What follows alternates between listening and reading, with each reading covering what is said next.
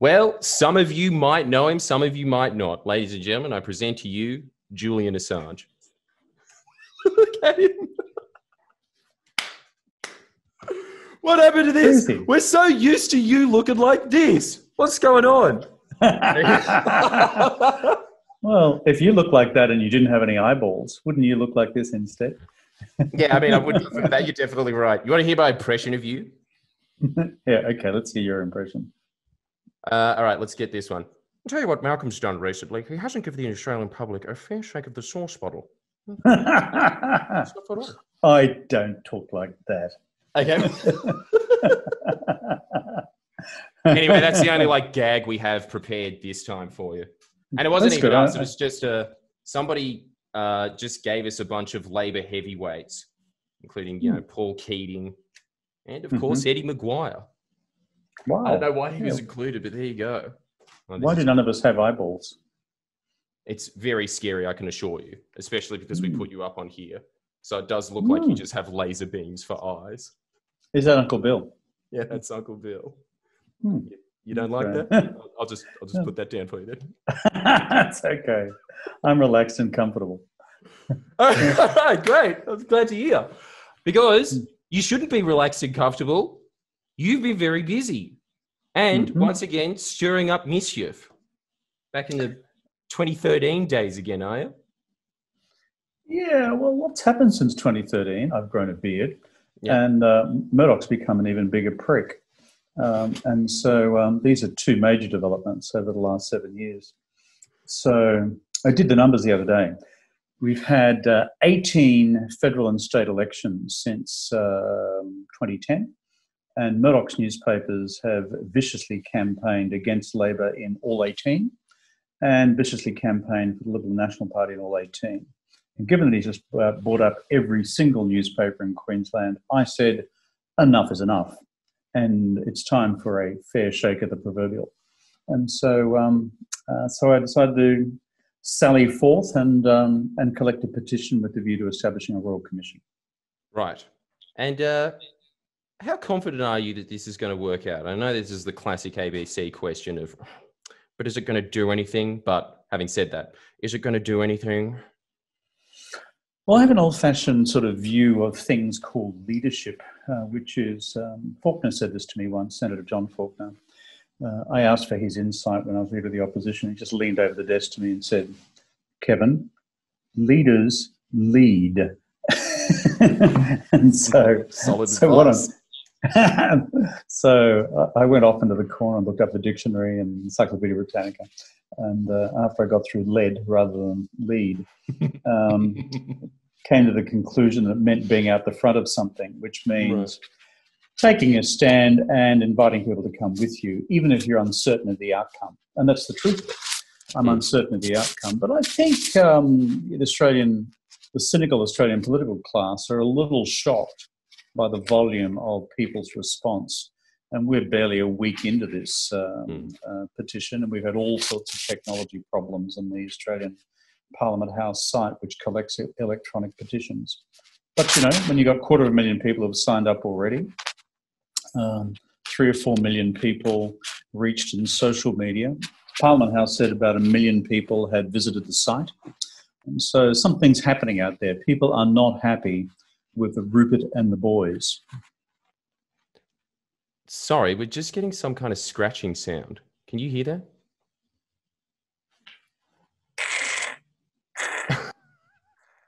Were you doing that with your hands? Was that you? No. Screwing up my exclusive. All right, anyway. Maybe it was this thing wobbling around. Hey, yeah. I can hear clearly now. That's not shuffling around. Great. Okay, so do you want me to shove it in this ear as well? It'll stop wobbling around. It'll make me look like I'm at a dentist convention, but it's okay. You do look like that. Barry You're in the right Humphries city as well, Brisbane. Barry Humphries once said that about me in the 2007 election. He said, Australia is not ready to have a man who looks like a dentist as our Prime Minister. Well, it's pretty amazing because, only you and Turkmenistan, the only two countries to have elected a dentist. But That's true. Yeah, straight facts. The other thing that I was thinking about is while you were saying that there was a lot of people that were skeptical, I've got to say myself included, so props to you for showing me up, bastard. But that's okay. rest... I'll remind you of it. No, you on a will. Continuing basis. Yeah. So your style. Prod. You know what, though? You know what was incredible? There were Mm-hmm. people in the YouTube community. I'm not even sure if you know these people because I don't know how down with the net you are, but I'm assuming because you have quite a large Twitter thread, you probably would be vaguely aware of them. People like Lewis Speed, Isaac. Huh? Okay. No, I'm net with a down. I know what I'm talking about. Oh, down with a net. So. And they were up for this. People that are not political at all. They all seem to understand that there is a rot in the press. You've really hit a nerve with this one. Yeah, I think even in conservative parts of regional Queensland, there's a bit of a stink factor at the moment about the Murdoch media monopoly, and people just don't like it. And these are not necessarily Labor types. You know, these are people just saying, this mob own too much. They control too much. They're telling us how to think. And so, you know, I think it was the right time to do it. And even I'm surprised by the level of public response. I mean, on this, I'm just checking my thing here on my battered mobile phone. It's a text message to Friendly Geordie up the top. Sorry, we'll be 5 minutes late. So you weren't 5 minutes late. You were later than that. But 10 for the record. 10. I'm sorry. Yeah, okay. All right. Okay. We'll let you get away with that. Thank you. It was a bit of a cheap shot by me. But on this thing, what's been up 6 days now? So impressions 1.6 million, media views 1.2 million. Yeah, I didn't expect that. I didn't expect 1.2 million people to look at this thing. And Facebook's bigger. So what does it say? It's not that it's a brilliant idea or anything, but what it just says is people have got the shits, and they've legitimately got the shits, and they just want a decent media diversity.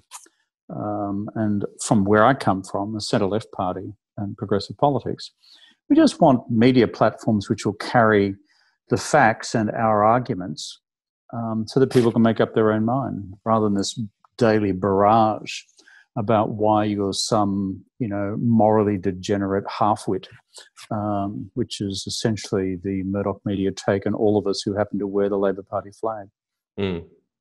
Well, I think we were talking about this last time, but I just wanted to go into depth with it because I noticed that a lot of people's feedback was, I think that the central argument is, I don't read the Murdoch press and therefore I'm immune to their propaganda. But you would know a lot more about this because they're so massive and because all of the commentariat read their papers. I'm guessing mostly the Australian would be their central brain.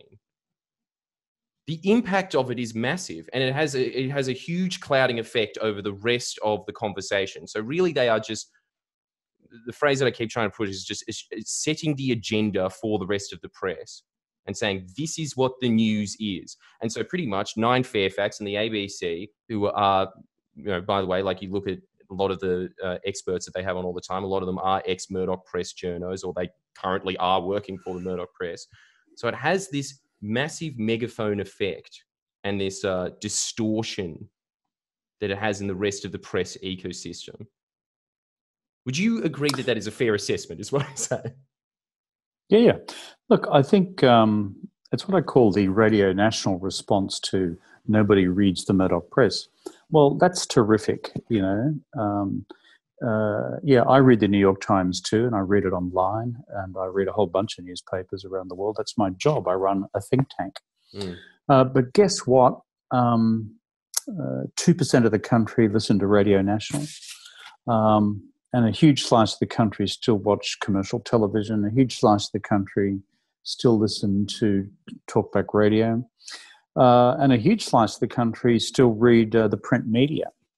And even on social media stories, which we think are independently sourced, if you were to do the old snakes and ladders routine and find out where it eventually came from, you will find that often it goes back to a print story somewhere, and more often than not, original reporting by a tentacle of the Murdoch beast.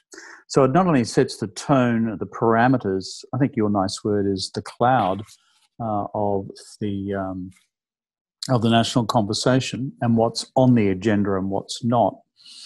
It also feeds out a set of memes, which is Labour economy bad, Conservatives economy responsible, Labour terrorists bad, Conservatives smash foreigners good, and climate change irresponsible action.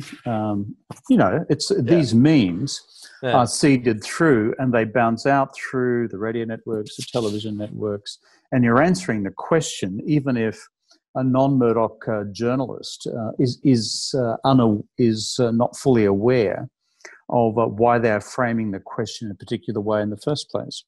And the second proof point against your Radio National Smarty set, and by the way, I go on Radio National. I think it's a great program and great radio outlet. But against the critique that nobody reads the Murdoch newspapers, why the bloody hell does Murdoch buy these things, given that they are invariably loss-making? And the reason is they carry with them political power, which has been tested time and time again.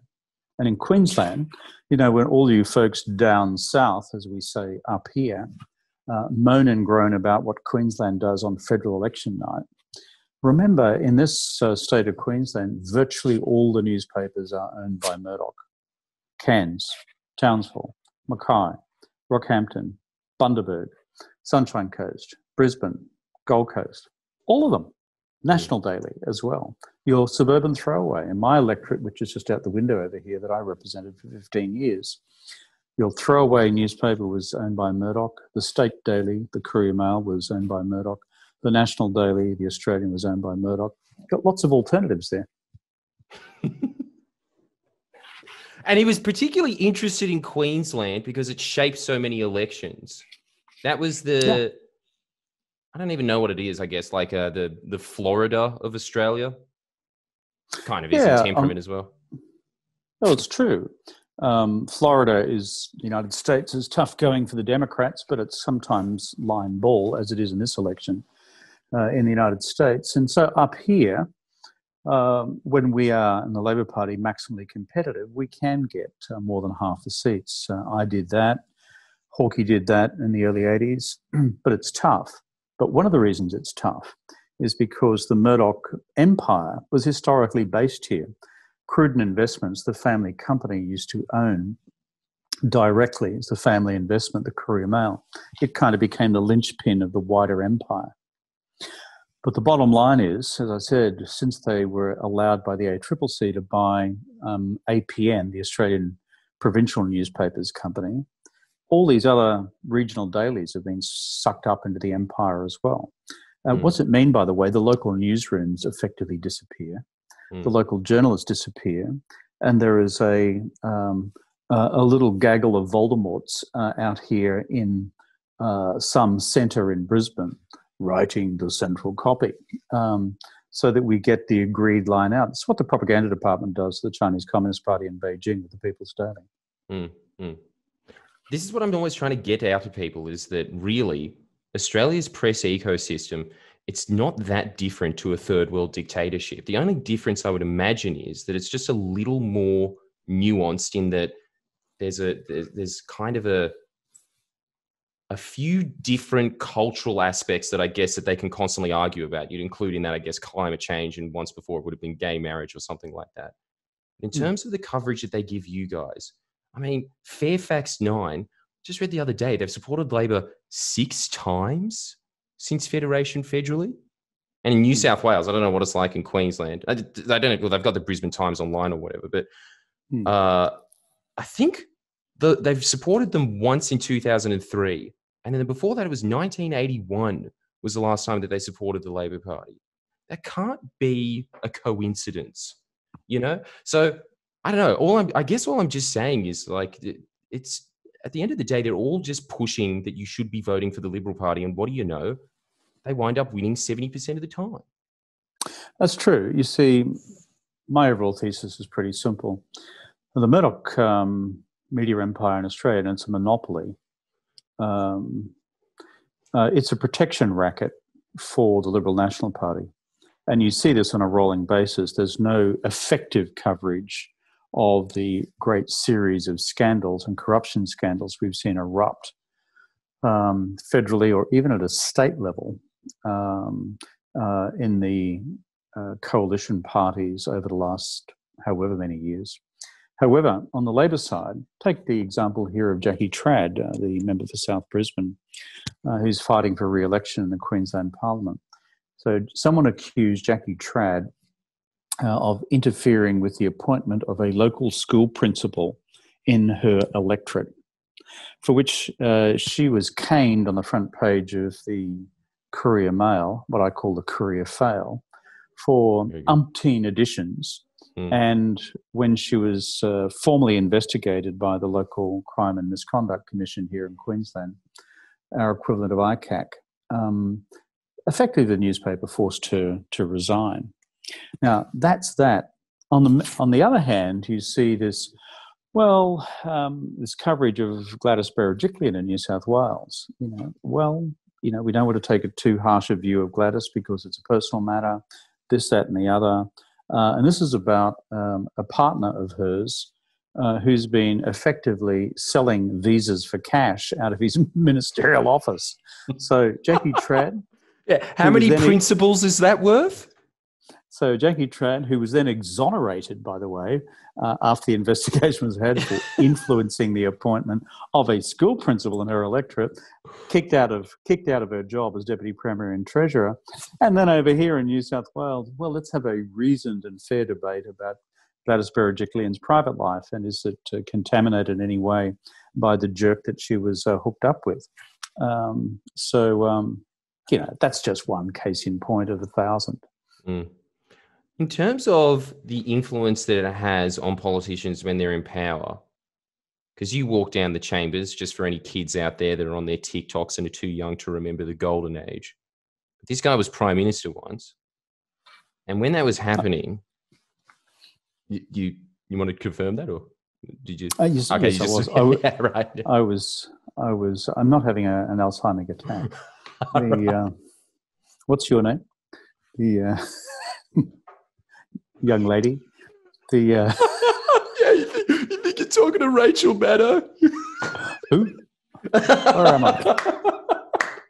Where am I? What day is this?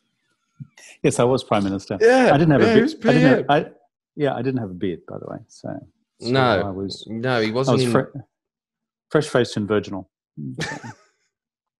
He was very clean shaven. But yeah, you when that was happening, and I guess it's just what goes through the mind of the government that is in power in their relationship with the Murdoch press. Whenever you're about to announce a policy, is there kind of just this niggling thought in the back of your mind of, shit, how are they going to hit me on this? And does it affect your day-to-day life and how you make decisions? And I just imagine it's this constant psychological strain on the back of you, and it's this sort of big brother figure, a ghost of Rupert Murdoch sitting in the corner, just being like, you're going to pay for this one, Rudd. Does that happen? Yeah, it's no, it's not. It's not a niggle sitting at the back of your mind. It basically takes over your entire cerebral cortex and amygdala and strangles you on a daily basis, because they're going to come and get you the next morning. Okay. Actually, if you less a ghost, more a boa constrictor. Yeah, and so there was a great line used by, I think it was a British politician, in that BBC series on Murdoch, which was run on ABC iView a couple of weeks ago. 3-part BBC series. Your viewers, Mr. Friendly, should watch that. Strongly recommend. Yeah, it's good. But there's a guy, I think a British politician, who's quoted in it and said, and he's a conservative, that you wake up in the morning and you know that if you cross these guys, that's the Murdoch media empire, it's a bit like having an entire division of the SS dispatched against you, and they are going to defenestrate you, disembowel you, and then effectively incinerate the remainders, and then have a public party and celebration on the front page. And that's the warning shot. Whereas, frankly, you could be a serial killer working for the other mob, and they'll say, "Oh, Prime Minister, you should reflect further on these actions in the future." That's if you're a liberal. With us, we get out of bed of a morning, we look the wrong way. They take you out.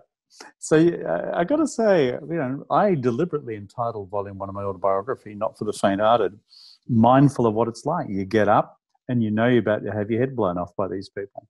Right, right. And Dan Andrews has that experience every day. Anastasia Palaszczuk has that experience every day. And good old McGowan over there in West Australia doesn't have a Murdoch daily. So he is in nirvana by comparison to the rest of us. Wow, okay. Yeah, I wasn't aware of that. If that's the case,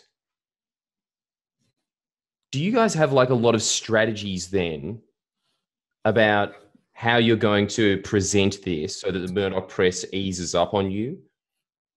Does that like take up a lot of time, just constantly planning how are we going to get this message out?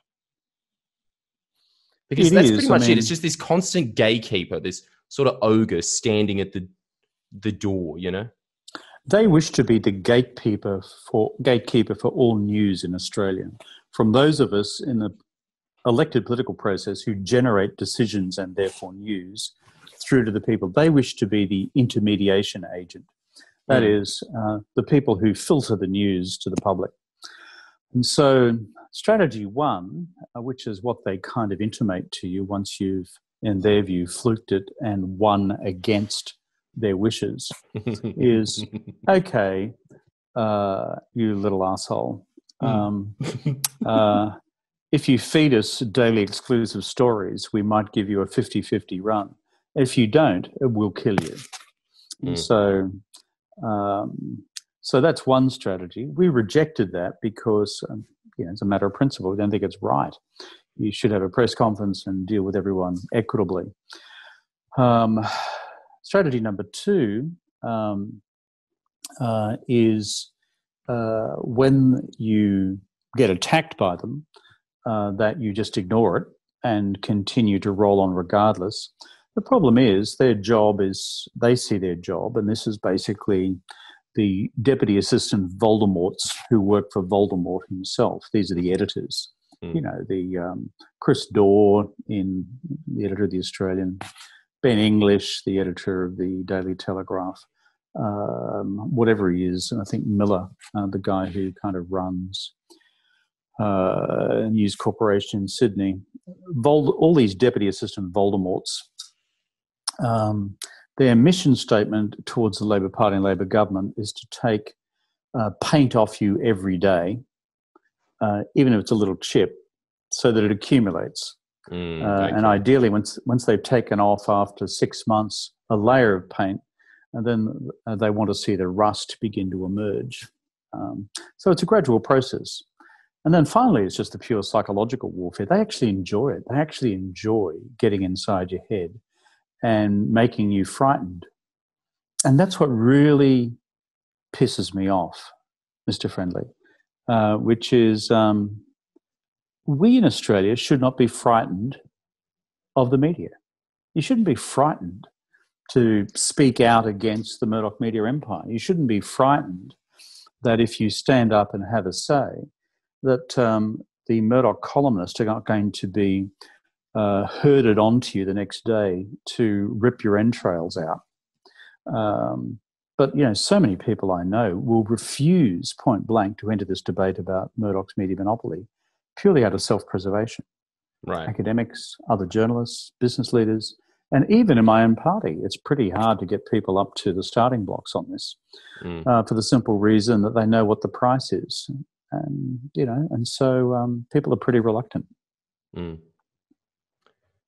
Do you think that now when it comes, like, obviously there's going to be differences between the Liberal and Labor Party of how they approach these things, but if there's something that Rupert Murdoch wants in terms of a policy change, I'm imagining a good example of that would have been the NBN. What does he do? How does he make it known that he wants something? Does he tell one of his little deputy Voldemorts, or does he just have like a direct line to the Prime Minister and says, bad idea, right? Now, usually he's, because he's been around since the Mesolithic period. That's Murdoch. Actually, no, Paleolithic period.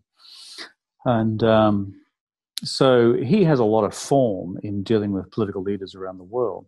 So his MO is never to leave an evidence trail in terms of his direct ask. So it's very mafia, isn't it? It functions a bit like a mafia operation because the threats and the intimidations are always clear, which is, your name, your face, or your family will be splashed over page 1 or page 3. Whereas if you fold yourself neatly into a little ball and work within the overall curve of Murdoch media policy aspirations and ambition, then we will protect you and look after you and nurture you and your political career. And so it's like the Tom and Jerry cartoon, good angel, bad angel. Do I want to be looked after and protected by the big media empire? Yes.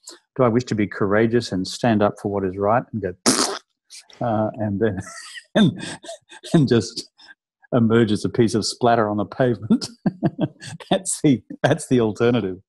But it's usually the message. It takes a little bit of deciphering sometimes, but you can pick up the Murdoch media on a given day and read clearly that Murdoch is very unhappy about something that you have done, even if you didn't intend to do it.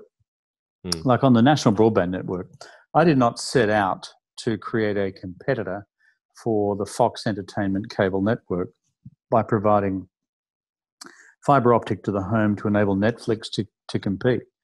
I've got to say, I didn't even know what Netflix was when we designed the National Broadband Network with fibre optic to the home. But let me tell you, Uncle Rupert worked it out pretty quick smart that if we were going to put fibre optic cable through to everyone's home, suddenly you could stream all sorts of entertainment programs out of America, which would directly compete with better quality and lower prices to the crap he was serving up on the Fox Entertainment Network through his cable monopoly. That's what really upset him. And I may have said this to you before, but when Abbott and Turnbull then turned around and came up with their fibre optic to the node policy, which means that you get copper for the last link, which means that it's all pointless.